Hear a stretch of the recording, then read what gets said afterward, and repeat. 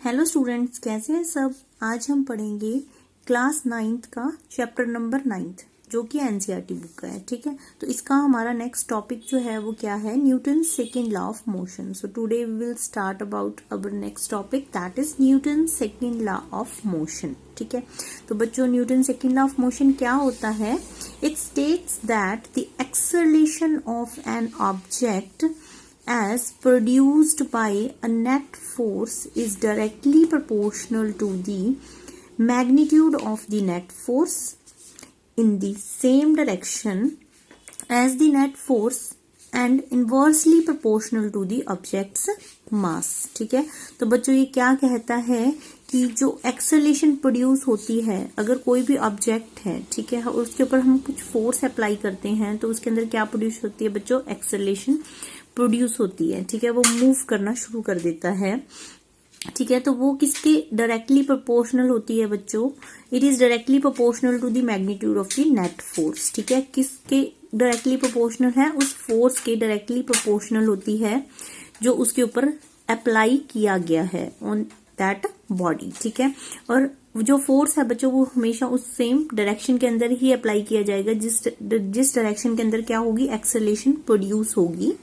ठीक है, तो ये कहता है कि acceleration is directly proportional to the force applied on the body in the same direction and it is inversely proportional to the object's mass. और मास के क्या होती है बच्चों, एक्सेलरेशन इनवर्सली प्रोपोर्शनल। ठीक है, तो ये कहता है Newton second law of motion. ये एक्सेलरेशन जब कोई भी बॉडी के अंदर प्रोड्यूस होगी, जिस डायरेक्शन के अंदर हम फोर्स नेट फोर्स अप्लाई करेंगे उसी डायरेक्शन के अंदर एक्सेलरेशन प्रोड्यूस होगी। और वो एक्सेलरेशन बच्चों किसके डायरेक्टली प्रोपोर्शनल होती है, फोर्स के ऊपर डिपेंड करती है, that is directly proportional to the force applied on the body and it is inversely proportional to the mass of the body और ऑब्जेक्ट। ठीक है, आपको समझ में आ गया इसका मतलब आया।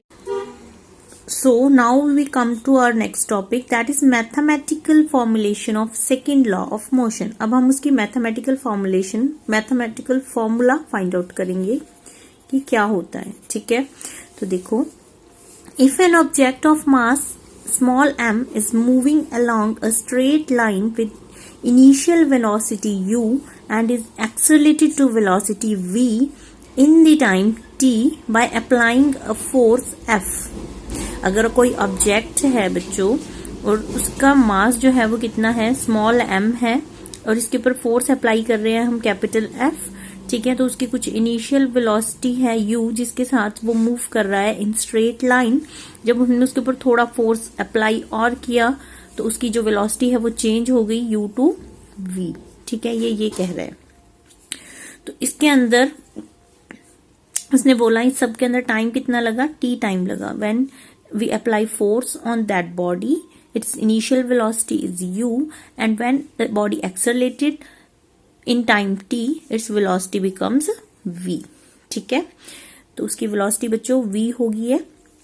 अब हम बात करें मोमेंटम की। ठीक है, तो मोमेंटम आपको पता होगा क्या होता है। मोमेंटम जो है उसको किस की वैल्यू पर डिपेंड करता है बच्चों, मास पे डिपेंड करता है और वेलोसिटी पे डिपेंड करता है। ठीक है, तो momentum is represented by small p and it is equals to the product of mass and velocity of the body. ठीक है, तो देखो सबसे पहले हमें फाइंड आउट करना है उसकी इनिशियल मोमेंटम क्या थी। जब हमने बॉडी को देखा तो वो कुछ वेलोसिटी के साथ मूव कर रही थी, and what is its momentum, and it is represented by small p1 that is equals to m into u, क्योंकि उसकी इनिशियल वेलोसिटी बच्चों क्या थी उस टाइम पे u थी।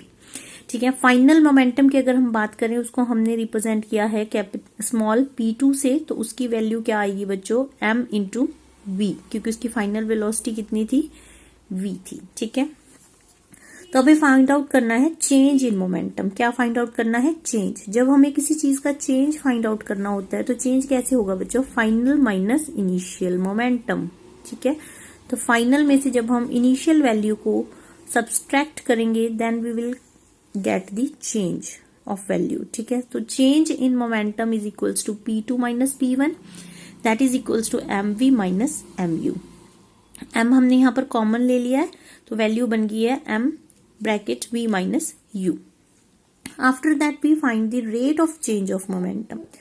Rate of change of momentum find out करने के लिए बच्चों क्या करना पड़ेगा, हम उसे टाइम टेकन से डिवाइड करना पड़ेगा, ठीक है। तो रेट फाइंड आउट करने के लिए हमने क्या किया, change in momentum divided by time taken. तो चेंज इन मोमेंटम कितना था, m into v minus u upon t. तो यहाँ पर इसकी रेट ऑफ चेंज की वैल्यू हमारे पास आ गई है। हम बॉडी के ऊपर force applied is directly proportional to the rate of change of momentum, ठीक है। तो हम इसको लिख सकते हैं F is directly proportional to the rate of change of momentum, ठीक है। तो इसको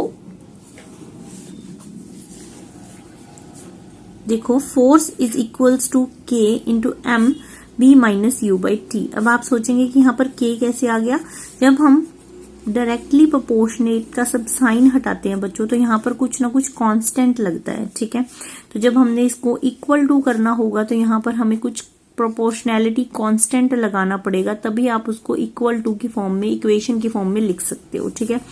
तो इस वजह से हमने यहाँ पर कांस्टेंट ऑफ प्रोपोर्शनैलिटी K को इंट्रोड्यूस किया। So this will become F is equals to K into m v minus u by t, ठीक है। तो यहाँ पर हमें पता है कि जो दिस वन, इसकी वैल्यू बच्चों क्या होती है, एक्सेलरेशन, ठीक है। ए से रिप्रेजेंट करेंगे तो एक्सेलरेशन जो है वो किसके इक्वल होती है, change in velocity upon time, so v minus u by t. तो इसको हमने लिख दिया बेटा F is equals to K dot m dot a. So this becomes our equation number first, ठीक है।